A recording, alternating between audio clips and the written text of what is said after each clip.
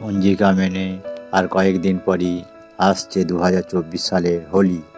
এদিকে পঞ্জিকা মতে এই বসন্ত উৎসবে বিশেষ পূর্ণিমা তিথিতে এই রঙের উৎসব পালিত হয়।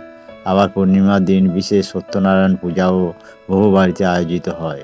ঘরেও অনেকে বিষ্ণু দেবতা নারায়ণকে এই শুভ তিথিতে পূজা দেন। এই পূর্ণিমা তিথি কখন থেকে পড়েছে তা দেখে নেওয়া যাক। 2024 সালের দোল পূর্ণিমা তিথি পড়ছে গ্রহণের সময়কালে। এই গ্রহণের সময়কালের মধ্যে আয়োজিত হতে চলেছে দোল।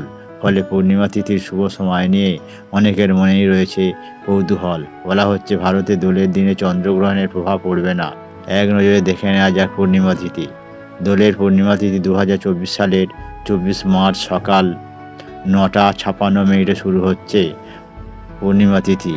পূর্ণিমা তিথি শেষ হবে পরের দিন 12:29 অর্থাৎ পূর্ণিমা তিথি 25 মার্চ দুপুর 12:29 শেষ হবে।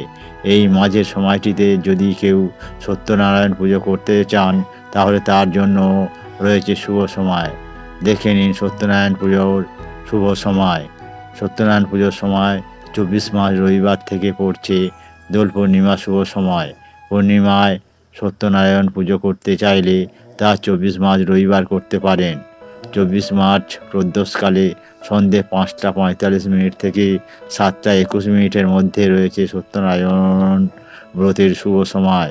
দোল পূর্ণিমায় 25 মার্চ চন্দ্রগ্রহণ শুরু হবে সকাল 10:23 থেকে শেষ হবে দুপুর 3:02 মিনিটে।